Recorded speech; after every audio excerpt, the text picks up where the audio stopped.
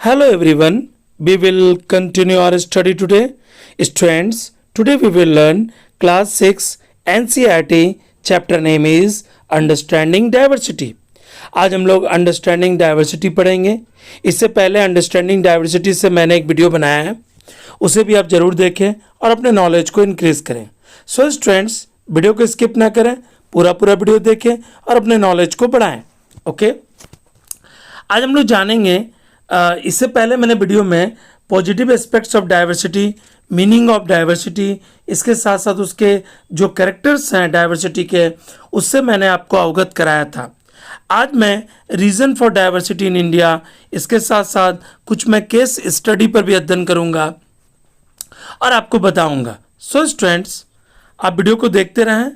Okay, पहली बात, reason for diversity in India. Okay, inequality of income. There is a high inequality of income and wealth among the people in India. आपको पता है ना कि देश में inequality होती है. inequality का मतलब क्या होता है? असमानता. That create the diversity, जो create करता है diversity को. Inequality comes about when a person does not have the resources and opportunities. Inequalities का मतलब क्या हो गया? व्यक्ति के पास resources नहीं है और opportunities भी नहीं है that are available to other person, जो दूसरे के पास है. A significant portion of the Indian population still does not have enough to eat or wear or place to live in. Bharat में ऐसे बहुत से लोग हैं जिनके पास भोजन नहीं है, जिनके पास पहनने के लिए कपड़े नहीं है, रहने के लिए घर नहीं है. तो वो किस क्षेत्र में आ गए? वो किस में आ गए? तो इनइक्वलिटी में आ गए. ओके, उसके बाद हम लोग जानेंगे रीजन्स. हम लोग जान रहे हैं डाइवर्सिटी के कास्ट सिस्टम के बारे में हम लोग जानेंगे. This is an important reason for social inequality. आपको मैं बता दूं कि सामाजिक असमानता का सबसे महत्वपूर्ण कारण कास्ट सिस्टम भी है. In this system society was divided into different groups. इसमें समाज अलग अलग भागों में बट जाता है. Caste is closed class. जो जाति है वह क्लोज्ड क्लास है and is determined by birth. हमारी जो व्यवस्था है वो जन्म के आधार पर बांटी गई है जाति को. Okay, it creates unequal and unscientific social hierarchy. ये क्या चीज को लेकर आता है? अनइक्वल लेकर आता है और अनसाइंटिफिक सोशल हायरार्ची को लेकर आता है. People were suppose to remain in this group. लोग इसमें जो है remain in this group. Historical and the geographical factor also influence the diversity of a region or a country. Okay, historical और geographical factor भी हैं जो प्रभावित करते हैं डाइवर्सिटी को उस क्षेत्र में और किसी भी देश में. तो हमने दो फैक्टर्स को हम लोग जान लिए, रीजन को जान लिए. पहला हमने जाना है इनइक्वलिटी ऑफ इनकम, दूसरा हमने जानी कास्ट सिस्टम के बारे में. हम लोग जानेंगे हिस्टोरिकल फैक्टर्स के बारे में, इसे भी आप ध्यान दें. In early days people travel on foot, horses, camels और इन शिप्स. लोग पहले कैसे यात्रा करते थे? तो लोग पहले पैदल यात्रा करते थे, घोड़ों पर यात्रा करते थे और ऊंट और इसके साथ साथ जहाज से भी यात्रा लोग करते थे. They travel in search of new lands. लोग नए लैंड की तलाश में जाते थे. New places to settle in due to famine. अब ऐसा लोग क्यों करते थे? Due to famine, drought and war. युद्ध की आशंका, अकाल की आशंका, इसके साथ साथ अगर सूखा पड़ जाए तो लोग एक जगह दूसरे जगह माइग्रेशन करते थे. They travelled in search of the people to trade with. वो यात्रा करते थे इस तलाश में ताकि वह ट्रेड करें with in search of work. Since it took so long to travel one people got a new place. लोगों को नया स्थान मिला, लोग वहाँ ठहरने लगे एंड सेटल देयर, वहीं सेटल हो गए. In the new places people begin to change a little. थोड़ा परिवर्तन होने में लोगों ने परिवर्तन होना वहाँ शुरू कर दिया थोड़ा थोड़ा करके. At the same time they also did things in the old days. जैसे पुराने दिनों में वो करते थे. In this process the language, उनकी भाषाएं, उनका फूड, इसे भी आप गौर करें. उनकी भाषाएं, उनका फूड, उनका कल्चर, उनका धर्म जो है मिक्स हो गया पुराने से नए की ओर, क्योंकि वो पुराने जगह से नई जगह पर आए, माइग्रेट किए। This intermixing of cultures created something, और ये जो इंटरमिक्सिंग कल्चर है created something new and different in this, ये डिफरेंट अलग अलग तरीके से कल्चर, क्योंकि ओल्ड जगह से लोग नए जगह पर आए। In this way regions become very diverse, ये जो क्षेत्र है वो डाइवर्स हो गए because of their unique histories के कारण। Even today we have we move from one place to another for many purposes. हम लोग कई उद्देश्य के लिए एक स्थान से दूसरे स्थान पर क्या करते हैं, माइग्रेट करते हैं। सच इन सर्च ऑफ जॉब, नौकरी की तलाश में, education, trade, seeing new places, हम नए स्थान पर देखने भी जाते हैं। हम लोग जानेंगे जोग्राफिकल फैक्टर्स के बारे में। Diversity also comes from geographical and factors. For example living in a desert area, कोई अगर डिजर्ट यानी एरिया में रह रहा है, quite different from living in the plain. देखिए स्वाभाविक है, naturally you can say plain area is different from the desert area. The geographical factor not only influence the clothing, the geographical factor है ना केवल प्रभावित करता है आपके कपड़े को, आपके खाने की आदतों को, बल्कि of the people but also the kinds of work they do, और आपके काम को भी ये प्रभावित करता है। This because the people lives are closely related to their physical surrounding. लोग अपने फिजिकल सराउंडिंग में रहते हैं। ओके, आप समझ रहे हैं इन बातों को? ओके, हम लोग जानेंगे केस स्टडी के बारे में, केरला के बारे में। सबसे पहले हम लोग जानेंगे केरला। आप देख सकते हैं केरला कहाँ है, यहाँ भी दर्शाया गया। Geographical factor, the state of Kerala is situated, जो केरल है वो सिचुएटेड है इन द साउथ वेस्ट, यहाँ से भी क्वेश्चन आता है, south west corner of India. कहाँ पर स्थित है Kerala? South west corner of India. It is located in between the high western Ghat in the east and the Arabian sea. Kerala कहाँ है? अरेबियन सी और वेस्टर्न घाट में यह स्थित है। In the west the wide, इसका जो वाइड है of the state varies from 35 kilometre to 100। इसका जो वाइड है मैंने वेराई कर रहा 35 किलोमीटर से 120 किलोमीटर तक। On the basis of geographical feature, the state can be divided into hill, valleys, midland, plains, and coastal belt. And there is the 44 rivers. Wow, 44 rivers हैं इस state में, with a large number of tributaries and the branches. बहुत सी सहायक नदियाँ भी हैं। इसे आप गौर करें, कितनी नदियाँ हैं? 44 नदियाँ इस स्टेट में, और बहुत सी ट्रिब्यूटरीज हैं, बहुत सी सहायक नदी भी हैं। Okay, due to its geographical features, a large number of the spices like the pepper, cloves, cardamoms are grown in its hills. लौंग, इलायची, ये सब ये इस हिली एरिया में होते हैं। काफ़ी मसालों का उत्पादन करता है। आपको पता है कि केरल ऐसा राज्य है जो सबसे ज़्यादा स्पाइसेस यानी मसालों का उत्पादन करता है। This spices made this region world famous, ये विश्व प्रसिद्ध है। Pepper is still one of the major export oriented, जो पीपर है वो एक्सपोर्ट ओरिएंटेड होता है। Communities in which the state okay enjoy a near monopoly. Kerala is a major producer of the coconut. आप इसे भी ध्यान दें, rubber, pepper, cardamom, ginger, cocoa, cashew, arecanut, coffee and tea, इन सब का उत्पादक है केरल, इसे भी आप ध्यान दें। अब हम लोग जानेंगे इसके हिस्टोरिकल फैक्टर्स को। दिस प्रोडक्ट्स, ये जो प्रोडक्ट हैं स्पेशली खास करके जो मसाले हैं, attract world traders toward the region. जो मसाले हैं वो जो वर्ल्ड ट्रेडर्स थे उनको इस क्षेत्र में आकर्षित किया। This may be the region that Jewish and Arab trader, खास करके किसको? जूइश को और अरब व्यापारियों को यह क्षेत्र प्रभावित किया।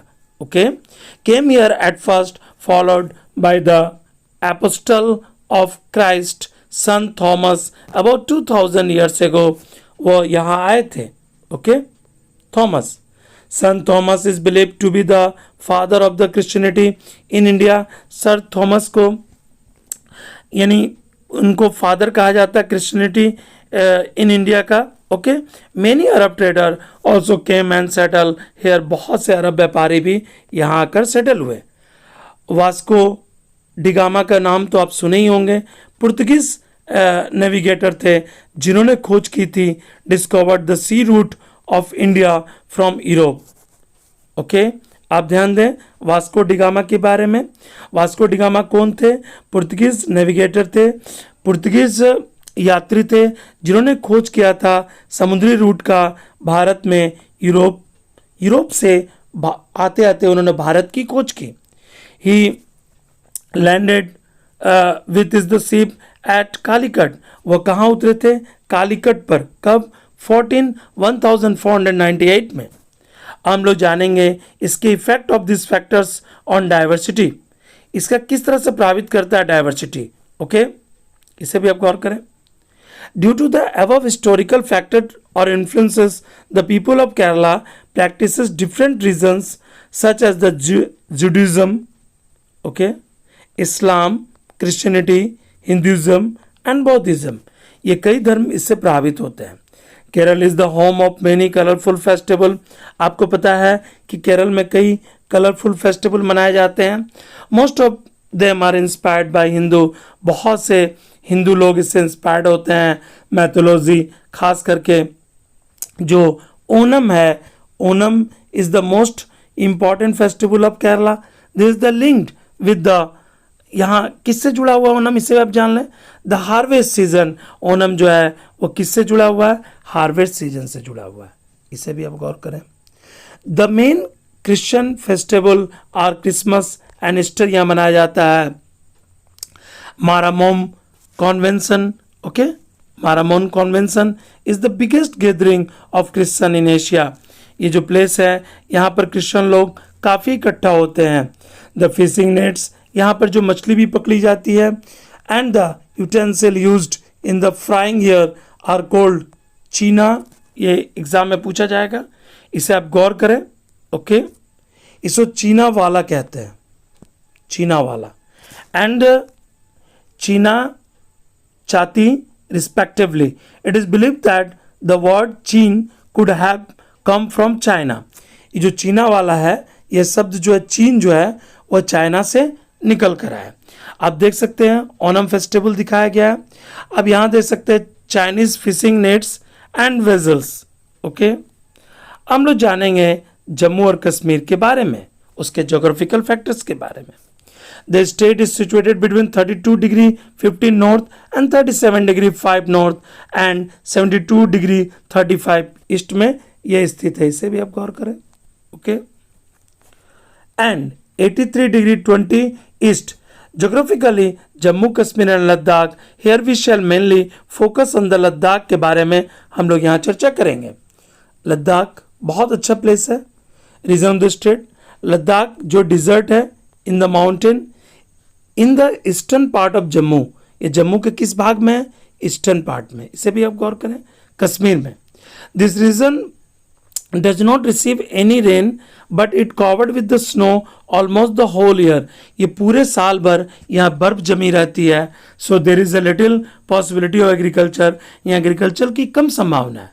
ये जो रीजन है has a very few trees, यहाँ बहुत कम पेड़ हैं। आप देख सकते हैं पिक्चर में लद्दाख को दर्शाया गया है। Okay, in Ladakh the mountain slopes have extensive pastures. Ladakh में जो माउंटेन स्लोप्स हैं वह एक्सटेंसिव पास्चर्स हैं, चारागाह है। So almost every family keep some livestock such as the sheep, yak, cow, goats. इस प्रकार के जानवर पाले जाते हैं। The people eat meat, milk, लोग यहाँ पर मांस खाते हैं, दूध पीते हैं। प्रोडक्ट लाइक द चीज एंड द बटर।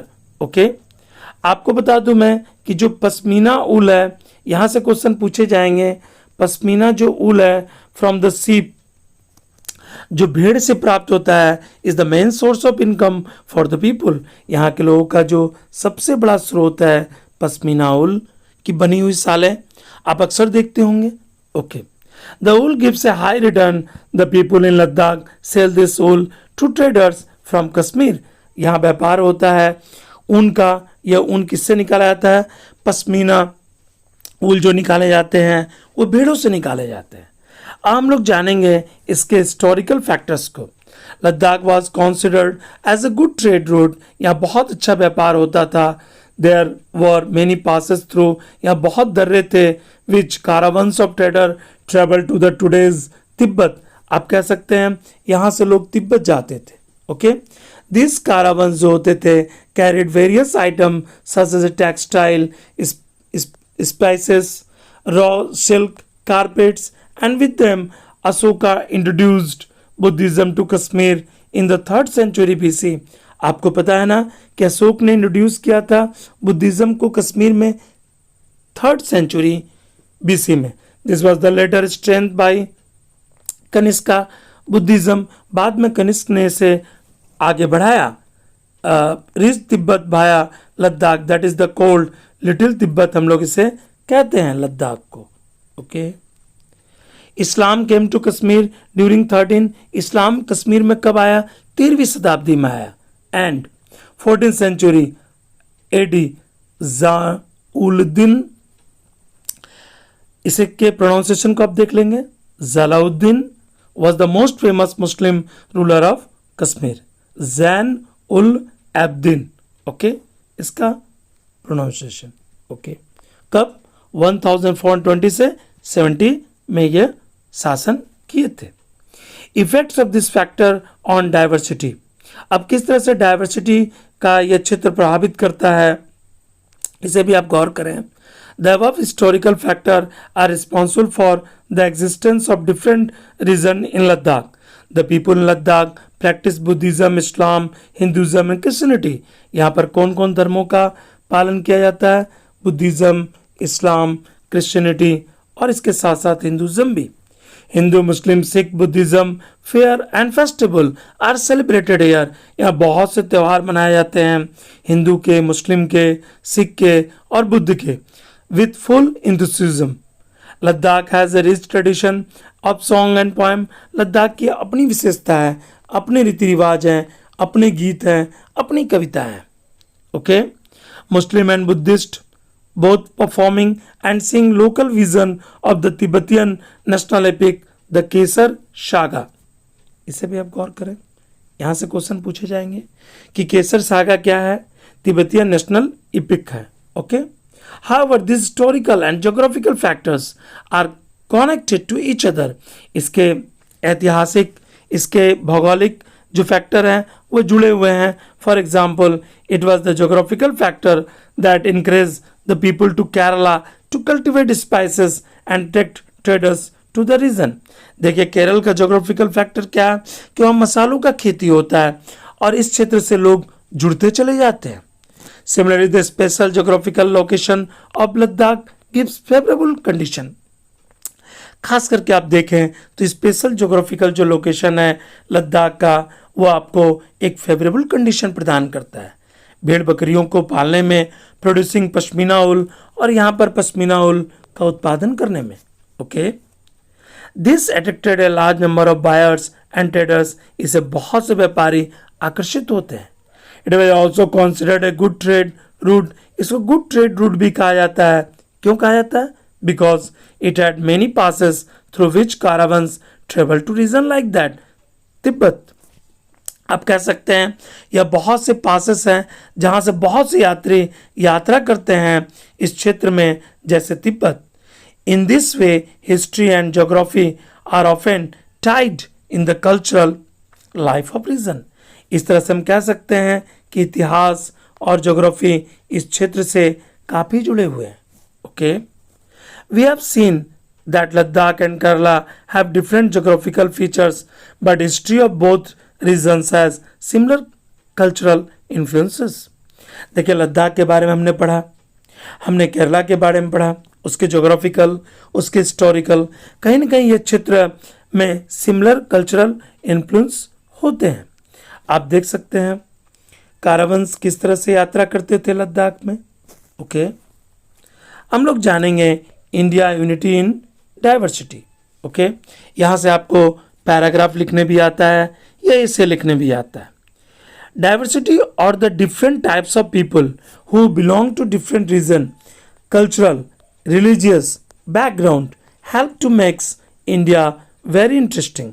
देखिए, भारत की संस्कृति, भारत का धर्म, भारत की भाषाएं, ये भारत को सभी से अलग बनाती है और भारत की एकता के सूत्र में जोड़ती भी है। The term unity in diversity, आप कह सकते हैं, is an appropriate term to describe India. इसमें भारत का वर्णन किया गया। This is phrase was coin by Pandit Jawaharlal Nehru. यहाँ से क्वेश्चन पूछे जाएंगे कि यूनिटी एंड डाइवर्सिटी शब्द किसने लाया था, तो हमारे जो पहले प्रधानमंत्री थे पंडित जवाहरलाल नेहरू ने लाया था। He talked about Indian unity in is the famous book, उन्होंने फेमस बुक में टॉक्ड किया द डिस्कवरी ऑफ इंडिया। अब यहाँ से भी क्वेश्चन पूछे जाएंगे कि डिस्कवरी ऑफ इंडिया किसने कंपोज किया, तो आप बेशक कह सकते हैं पंडित जवाहरलाल नेहरू ने। He says that Indian unity is not something that is from the outside but is something deeper. Bharat की जो एकता है वो बहुत गहरी है, बहुत गहरी। He further says that in India the widest tolerance of belief, यहाँ पर बहुत सहनशील है लोग, यहाँ बहुत धर्मों के लोग हैं, बहुत सहनशील लोग हैं, बहुत विश्वास है यहाँ पर अलग अलग धर्म के, बहुत सी भाषाएं बोली जाती हैं, प्रैक्टिस किए जाते हैं। Every variety of acknowledge and even encourage, हम यहाँ पर सभी धर्मों को मानते हैं, उसका ज्ञान लेते हैं। Of course India's diversity has also been a source of strength. यही डाइवर्सिटी भारत के लोगों को क्या प्रदान करता है, मजबूती प्रदान करता है।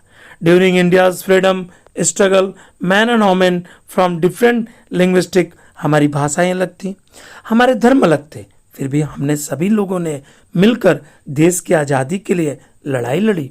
हमारे कल्चर अलग थे, हमारे धर्म अलग थे, हमारे क्षेत्रीय जो बैकग्राउंड था वो भी अलग था। Regional background came together to oppose the British colonial rule. Okay, इस तरह से हमने आज़ादी पाई। The British thought that they could divide the Indians because of the diversity. Bharat में अंग्रेजों ने सोचा कि वो भारत को बांट देंगे क्योंकि भारत में डाइवर्सिटी बहुत बड़ा क्षेत्र में फैला हुआ है।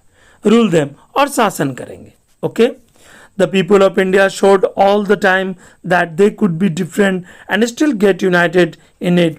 भारत के लोगों ने एकता का सूत्र का परिचय दिया, हमेशा दिया। जब भी भारत के लोगों को जरूरत पड़ी तब उन्होंने एकता का सूत्र का परिचय दिया।